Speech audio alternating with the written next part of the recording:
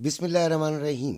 Channel पसंद आए तो ज़रूर लाइक और सब्सक्राइब कीजिए, शुक्रिया। बिस्मिल्लाहिर्रहमानिर्रहीम। अस्सलामु अलैकुम वरहमतुल्लाहि वबरकातुहू। कई दिनों से जो मेरी वीडियो देख रहे हैं, लगातार देख रहे हैं, उन लोगों को ये मालूम है कि 50% हमने होल्ड करवाया था। 50% हमने होल्ड करवा दिया था और वो जो बकाया 25% था उससे हम मुनाफे में निकल गए थे।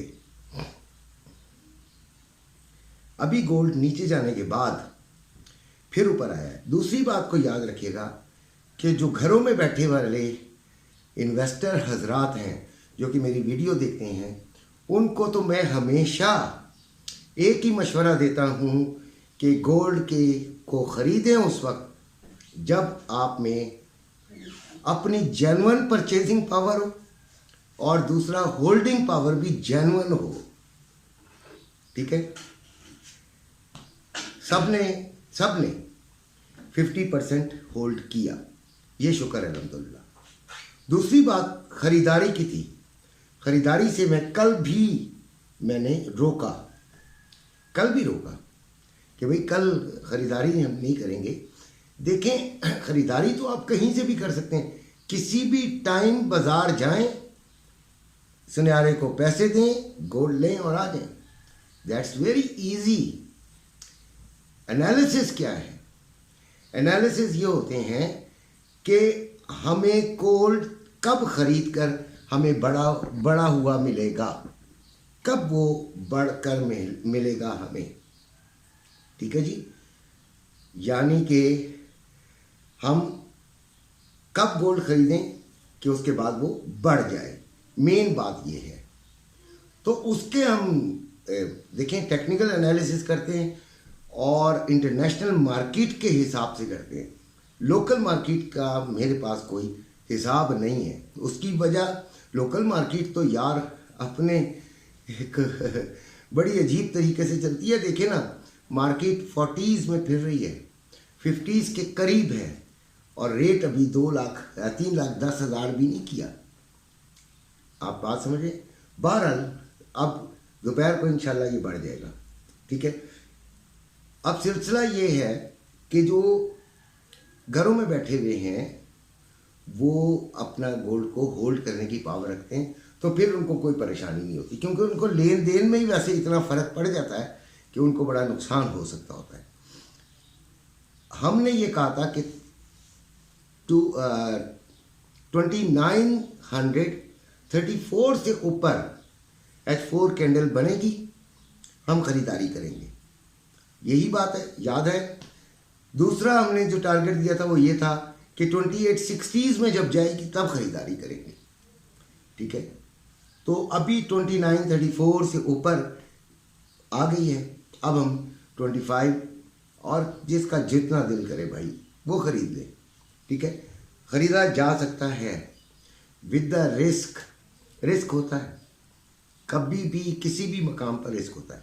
वॉल्यूम इतना नहीं शो हो रहा यार, गोल्ड में वॉल्यूम इतना शो नहीं हो रहा कि कोई हम बहुत ज़्यादा होपफुल हो, लेकिन बहरहाल 70 to 80% आई एम होपफुल कि इट विल इंक्रीज़। तो मैं बिल्कुल फ्लॉलेस किस्म की ट्रेडिंग कराने की कोशिश करता हूँ। गलत हो सकता हूँ, गलती पे हो सकता हूँ, नुकसानदेह भी हो सकता हूँ, लेकिन कोशिश जो है वो ईमानदाराना यही है कि कभी भी आपको नुकसान ना हो। इसलिए आपको वेट भी करवाता हूँ, इसलिए आपको समझाता भी हूँ और गुस्से भी कभी कभी होता हुआ नज़र आता हूँ। तो गुस्सा तो अपने बुज़ुर्गों का समझ के कबूल कर लिया करें, बाकी खैर है। अभी गोल्ड जो चल रहा है अपना हाई तोड़ने की तरफ, बहरहाल ये नज़र आ रहा है यार। ठीक है, और है अब कितना रह गया हाई तोड़ने में यार। तो 2946 पे जब मैं लिख रहा था तब ये चल रहा था 3,08,910 रुपये में बाइंग और 3,09,910 रुपये में सेलिंग। देखिए अभी भी 90 रुपये का फ़र्क डाला हुआ है। खैर, रवा 3,05,810 रुपये में बाइंग और 3,06,410 रुपये में सेलिंग हो रही है। गोल्ड ने क्लोजिंग कहाँ दी थी रात को? वो 2933.900 ठीक है, इसका मतलब क्या हुआ कि ये तकरीबन 2934 पर ही दी, जो कि हमारा टारगेट था। ओपनिंग इसकी तकरीबन वहीं से हुई है, लो इसका 2933 लगा है और हाई की तरफ जा रहा है। सुबह से ही हाई की तरफ जा रहा है। मैंने एक दो लोगों की बात करूंगा यार, बड़े फिरौन बन जाते हैं गोल्ड के मामले में। बस मुझे बड़ा दुख हुआ देख कर के लोगों को, जो दूसरे ट्रेडर्स हैं उनको कीड़ा समझ रहे हैं। खैर कोई बात नहीं। तो हाई इसका 2947 लगा है। मैंने यहाँ से सेलिंग का ट्राई कराई थी तकरीबन अभी थोड़ी देर पहले, और वो तकरीबन 43 तक तो गई है। और हमारा ये असूल है कि जब आप ऑनलाइन ट्रेडिंग कर रहे हों, तो जब आप $3 तक आ जाएं, तो उसके बाद फिर आपने रेड में नहीं जाने देना।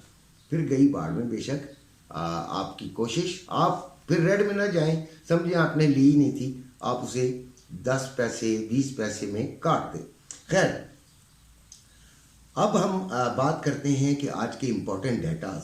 5:30 पर शाम को यूएसए का कोर पीपीआई मंथली नंबर्स हैं, ये इम्पोर्टेंट है। फिर पीपीआई मंथली नंबर्स हैं, इम्पोर्टेंट हैं। फिर 5:30 पे ही अनएम्प्लॉयमेंट क्लेम्स हैं, ये भी इम्पोर्टेंट है। ठीक है जी। अब आपकी जो इस मकसद के लिए आप वीडियो देखते हैं, वो मकसद क्या है? वो मकसद है आपका लेवल्स को तलाश करना। लेवल्स बड़े ज़रूरी होते हैं।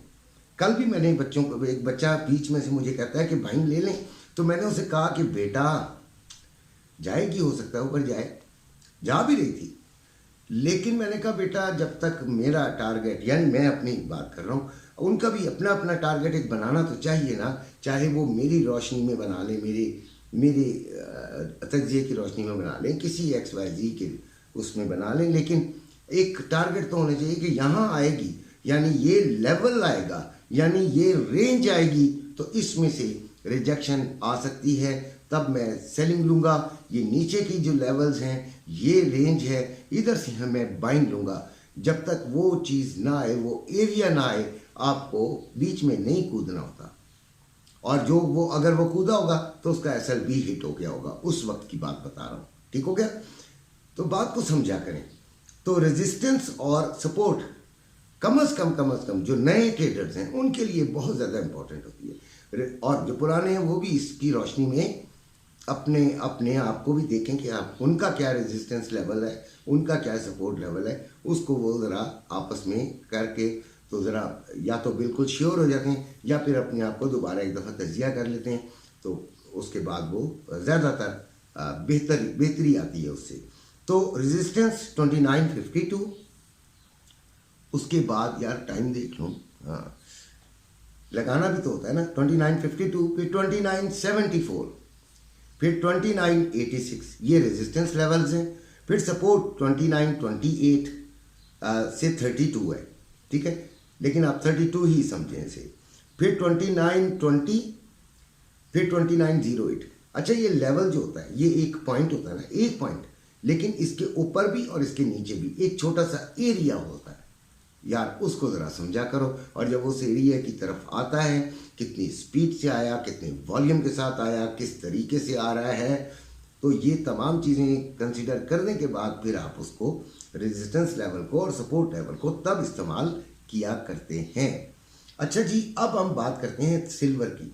सिल्वर सिस्टर है इसकी गोल्ड की। तो सिल्वर 33.207 पे चल रहा है। क्लोजिंग इसकी 33.193 पे हुई थी, ओपन ये 33.196 पे हुआ, और लो इसका 33.15 लगा है, और हाई इसका 33.31 लगा है। 3220 रुपये में बाइंग और 3280 रुपये में सेलिंग हो रही है।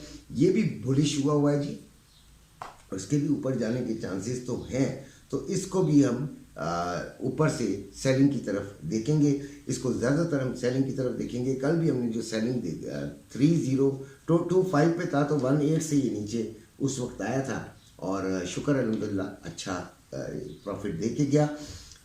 ऑयल ऑयल इतना स्लो इतना स्लो इतना स्लो इतना स्लो कि दिल ही नहीं करता इसको देखने की तरफ भी, ठीक है। क्योंकि देखें हम जो ट्रेडिंग में आए हैं हमें वॉलेटिलिटी पसंद है ना। अच्छा, ऑयल से 67.33 पे चल रहा है, क्लोजिंग इसकी 67.38 पे हुई, ओपन ये हुआ 67.40 पर, लो इसका 67.18 और हाई इसका 67.48 है। अब आप अंदाज़ा कर लें कि हम क्या करें इसका। इसमें ट्रेड लेने का दिल किसको करेगा, सारा सारा दिन मक्खियाँ मारते रहो और $6 $5 लेके निकलो या दे के निकलो। BTC 83,582 पे चल रहा था। कल मैंने आपको याद होगा बताया था 83,600 पे आपने SL के साथ सेलिंग लेनी है, और अगर वो आपका, और मैंने कहा था एक अच्छा यानी कि तकरीबन 10 से 12 का तकरीबन होता है तो आपने लगाना है, तो वो काफ़ी कामयाब हुई, ख़ास तौर पे जो रिट्रेस करने के बाद जब ये आई तो बेइंतहा कामयाब हुई। और इसी तरह शुक्र अल्हम्दुलिल्लाह कामयाबियाँ मिलती रहें। अगर ये देखें अब थोड़ा सा साइन दे रहा है BTC बुलिशनेस की तरफ। BTC बड़ा ख़तरनाक हो जाता है, बाज़ औक़ात पता ही नहीं चलने देता कि ये क्या कर रहा है, और ये बड़े बड़े एसल ये खा खू के डकार लेके निकल जाता है और हम हाथ मलते रह जाते हैं, और फिर हमारी डायरेक्शन में चला जाता है, यानी जो आपने किया होता है। तो इसलिए इससे थोड़ा सा डर कर किया करें। SL हिट हो जाता है तो कोई बात नहीं, SL लाजमी लगाया करें, ख़ास तौर पे इस यानी ये वॉलेटिलिटी जिनमें भी ज़्यादा है उनमें SL भी ज़्यादा होना चाहिए, या और अच्छा होना चाहिए, ज़रा तगड़ा होना चाहिए, और आपका दिल भी तगड़ा होना चाहिए उसे खिलवाने के लिए, वरना फिर जो ट्रेडिंग है वो छोड़ दें।